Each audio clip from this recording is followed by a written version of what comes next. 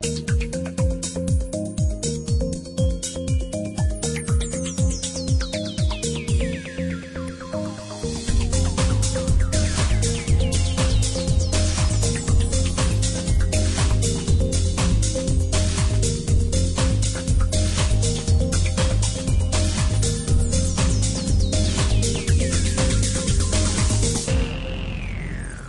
entendo que o principal objetivo da Clínica de Negócios Inclusivos, da Direito GV, é fazer com que o aluno desenvolva as habilidades da advocacia no ambiente controlado, né?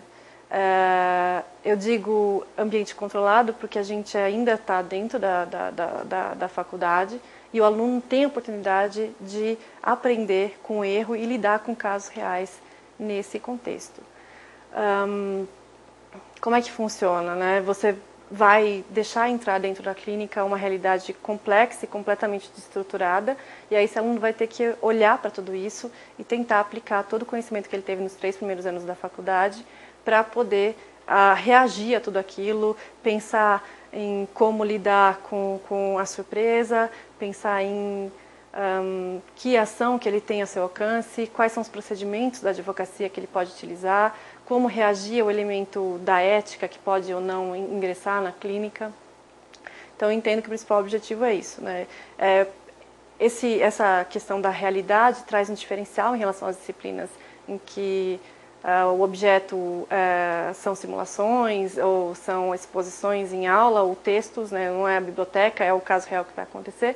Então, traz esse elemento positivo, mas também um elemento de dificuldade, porque você não tem um completo controle, enquanto professor, do espaço e do tempo que aquele caso real vai acontecer. Então, se por um lado isso é um desafio, os alunos também vão ter que tratar daquilo como uma surpresa. E isso pode ser muito interessante para o aprendizado, né? E a questão do erro permitido nesse contexto vai fazer com que ele possa aprender com a experiência e poder refletir com feedback.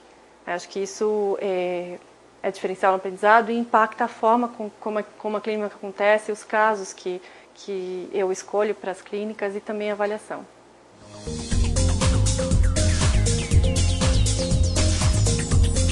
Pretende-se que tudo isso aconteça em temas envolvendo desenvolvimento sustentável, né? Com questões relacionadas ao meio ambiente, à responsabilidade social e empresarial, à inclusão social, redução da pobreza e desenvolvimento do país. Basicamente, os casos que a gente tem trabalhado, ele tem se dividido em 2 tipos de objeto diferente que a clínica tem produzido como um produto final. Um deles é oferecer assistência aos negócios. Então, como exemplo, nós tivemos no semestre passado um caso de uma cooperativa localizada em Belo Monte, onde está acontecendo toda a questão envolvendo a hidrelétrica, o financiamento dos bancos, etc. Essa cooperativa trabalha com cacau e tem a venda,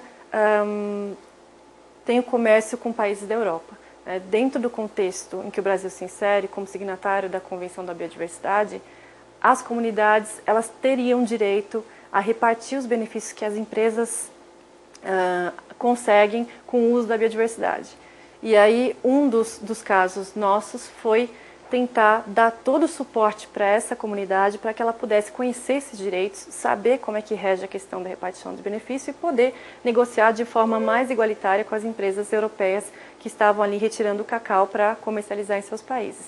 Então isso é um exemplo de assistência que acontece, né? Isso fez com que o aluno fosse colocado não só no contexto uma das principais normas atuais de meio ambiente, mas também que pudesse entender que o ordenamento jurídico pode ter impacto diferente em relação a empresas, comunidades, indígenas, etc.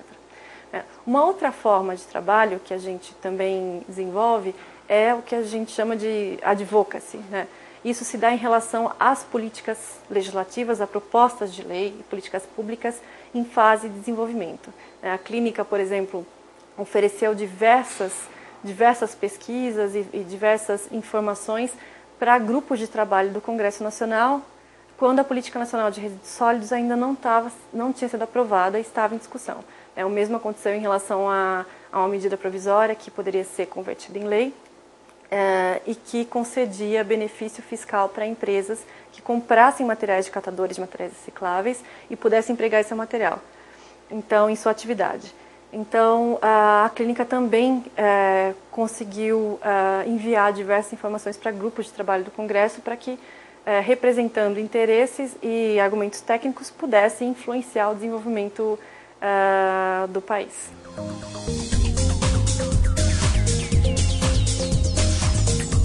Considerando especialmente que a clínica tem como foco prioritário o desenvolvimento de habilidades, foi pensado numa forma diferencial de fazer a avaliação, né? Então, a avaliação da clínica ela é feita em consideração a três eixos, né? O primeiro deles está relacionado a um feedback que é feito a cada 2 ou 3 semanas de 8 habilidades que os alunos já recebem no primeiro dia de aula, né? Eles vão saber as habilidades que vão estar sendo analisadas, e aí eles recebem feedback a cada 2 semanas em relação a como é que eles estão nessas habilidades e como é que eles se desenvolveram, à medida que essas habilidades forem aparecendo no caso concreto. O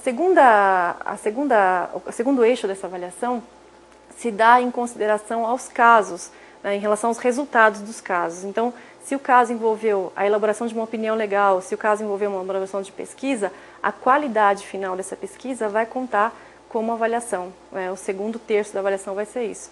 E ela é feita e aí por grupo, o grupo que desenvolveu a atividade. Também para se pensar que se no primeiro momento ele foi avaliado como indivíduo, no segundo, avaliar ele como grupo faz com que a cooperação também surja como uma habilidade central da advocacia. E por fim, né, considerando que a clínica trabalha com casos reais, ela tem que reagir ao mundo real, a interesses e expectativas reais, então o terceiro eixo vai considerar a satisfação do cliente em relação ao produto desenvolvido. Então, se os catadores de materiais recicláveis ficaram satisfeitos e acharam que aquilo vai ajudar no caso concreto, ou se os cacaueiros da cooperativa que eu mencionava ficaram satisfeitos, então os alunos vão ter como um grupo uma boa nota.